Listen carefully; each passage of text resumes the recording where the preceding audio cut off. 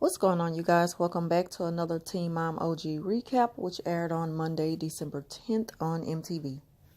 Now the show comes on with Cheyenne as she's rented a house to celebrate her birthday, and Corey and his friends has joined her as expected.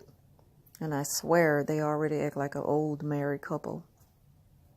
So Amber says she's been having anxiety and panic attacks lately, and she needs to start seeing her doctor again more regularly about her depression. She thinks that Andrew don't really understand what it is to deal with bipolar depression.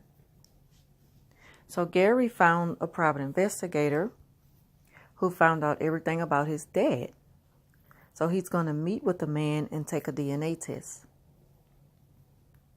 Based on his experience in the past on a hunt for his biological father, he said he's not getting his hopes built up.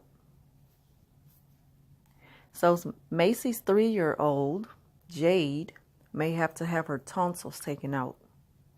They say that her airway is the size of a pinky finger when it should be the size of a thumb. And Macy and Taylor are pretty worried about her having surgery at such a young age. And I can only imagine, because they also say at the same time she has difficulty sleeping and she's not being able to breathe good enough because of that. So they're kind of facing tough decisions whether they're going to let their baby girl go under the knife or not.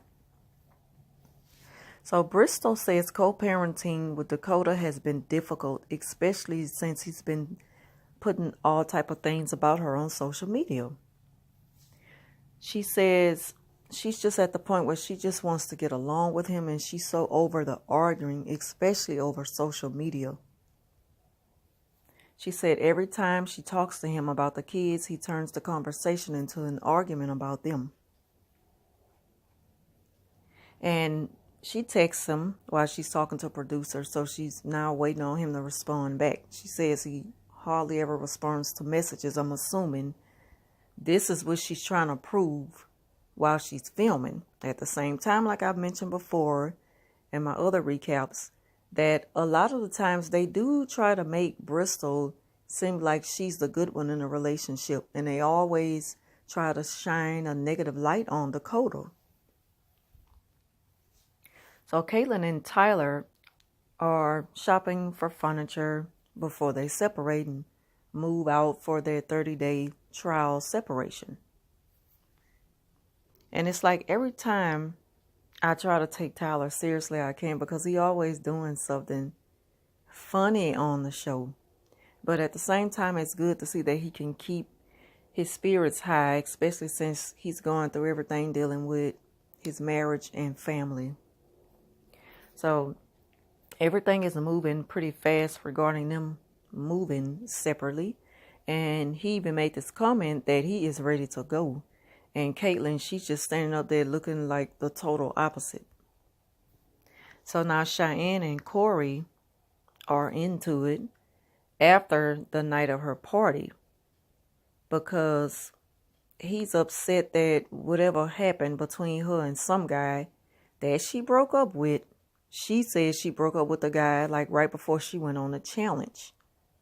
But I want to know, how did he know where her birthday party was? So she had to tell him to come to her party. And she know that Corey was going to be there. That's why I say this girl, she likes to have this kind of attention. She likes for people to fight over her. She loves to be the center of attention in a negative way. And she think they make her look good, and they don't. So Amber went back to the doctor, and she's been diagnosed with postpartum depression. And the doctor put her on some more medication and advised her to get more rest, as if she don't already get enough of rest from the medicine that she's already on. And to me, now this is just my opinion, if anything, maybe the medication that she's already on is giving her the side effects of depression. Now that was just something that came to mind, because it's like, all this medicine on top of medicine, and none of it is helping her.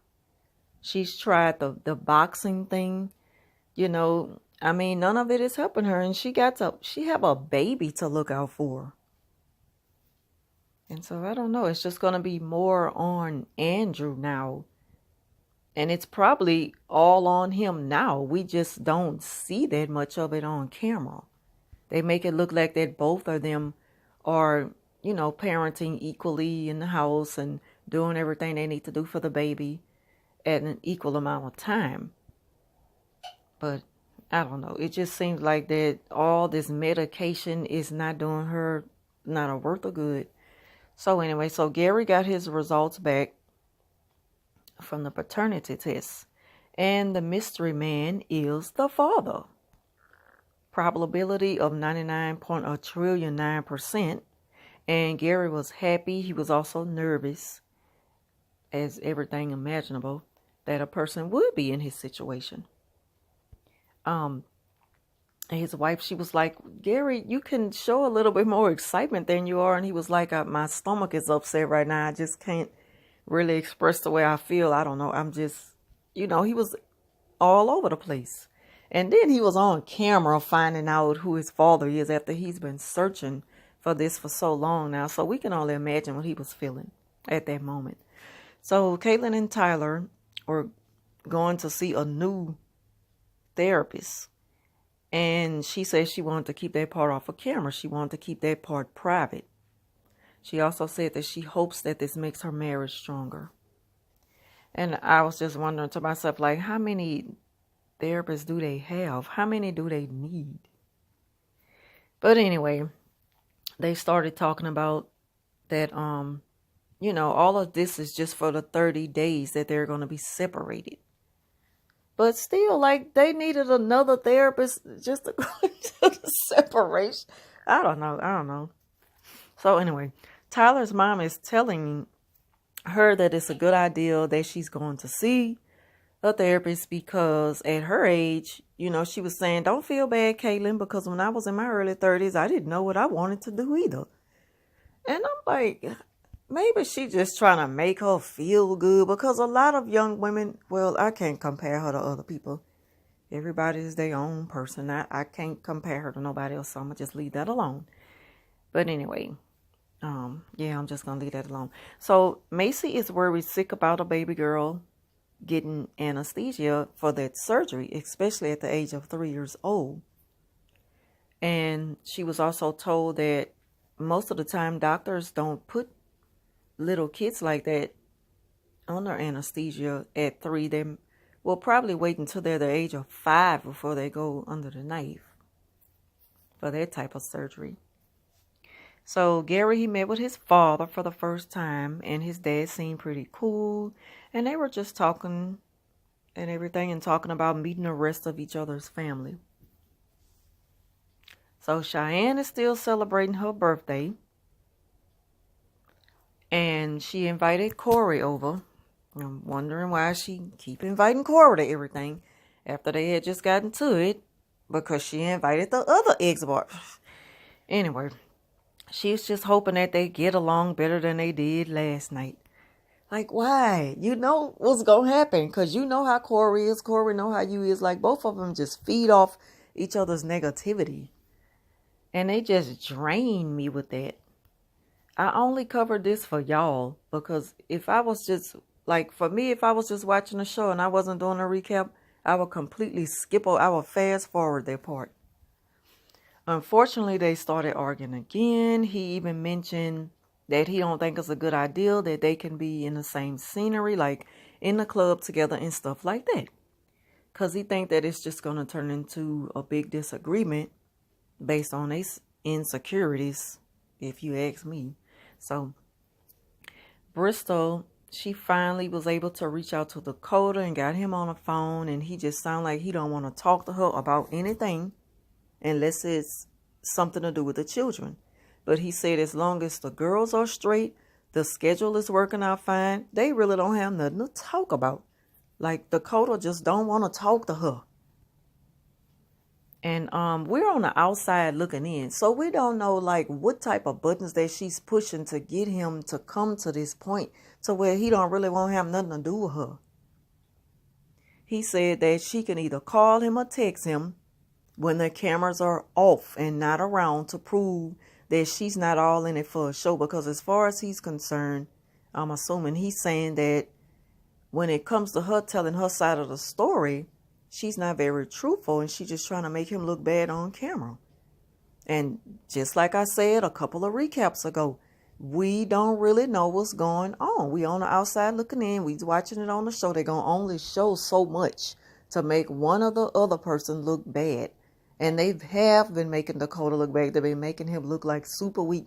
And we don't know what this dude is going through with his PTSD and depression and anxiety and all this. And we know that he's going through this based on what he experienced when he was in the military.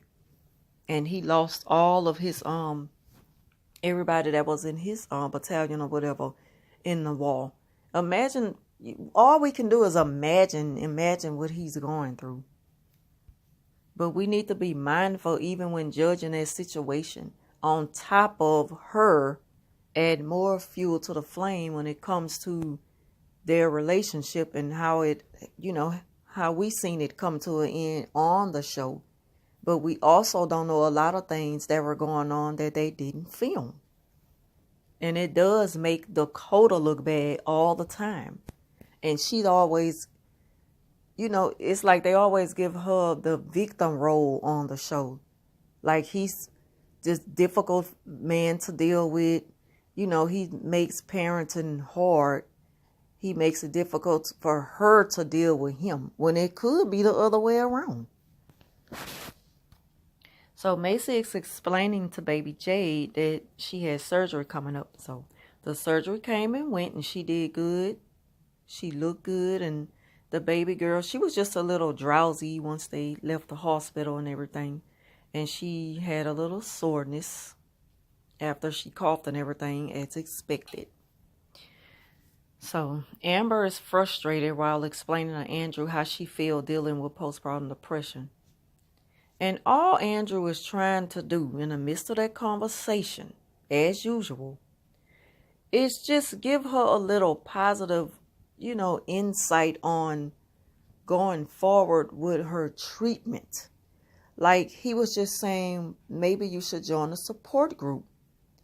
And I can completely understand what he's saying. And then she just went crazy, explaining to him, how in the hell is this going to help me? I know what's wrong with me. And if the same thing is wrong with them, how is this going to benefit me by sitting down and talking about my problems with them? I'm like, oh, this girl here. I swear I can see him not being with her much longer with this foolishness. I don't see who would want to deal with this. It's like he already has to walk on eggshells just to be with this girl. So Caitlin and Tyler are talking about moving out and stuff and being away from each other for 30 days. But Caitlin is more worried about, what if Tyler, he's using this like as an excuse to not even want to put his marriage, like work on a marriage. What if he's using this as an excuse to say, well, now that I'm out of it and we separated, I'm going to go head on and get a divorce. She's more worried about Tyler maybe not wanting to be with her anymore after they go through their 30-day trial separation. So when they're out to eat to dinner, and they were just pretty much talking about that, and she's just pretty worried about Tyler maybe wanting to end the marriage altogether. And he's like, I understand what you're saying, though. I feel what you're saying. You feel like maybe we should just go ahead on and get this over with so we can see where it's going. But I'm like, Caitlin is saying one thing and Tyler is saying, yeah, I understand what you're saying, but Tyler not denying it. Tyler is crazy. So anyway, she cried for a little while, and that was pretty much it. So she also was trying to explain to Tyler that maybe the baby girl, she's not really going to understand this separation. And say, for instance, what if they go out to eat, Noah, and she's going to cry behind Caitlin and want to go back with her, back to her house. So Tyler's like, I'm not even thinking about all that. She probably won't. And Tyler is saying it as in a way like, because when you were gone already, when she had went to that, when she left and went to like a retreat or something for her therapy. So Noah is kind of used to Caitlyn not being there for the most part, more than she is Tyler not being there. He's always there. He's like the primary caregiver, if you ask me, because even though they're married and live under the same roof, if anything, if she's wanting to pick a parent to go with, it might be Tyler, but she still want to see her mom every day because that's her mama. So Caitlyn is like, what if she want to be back with me? You know, like worried. Now you worried all of a sudden about the baby and her wanting to see you because you scared that you might lose Tyler. Like you need to start focusing more on your marriage. Maybe, I mean, your child. Maybe if you focus more on your baby girl and yourself, you know, if the marriage is meant to be, it'll be. And you wouldn't have none of that to worry about.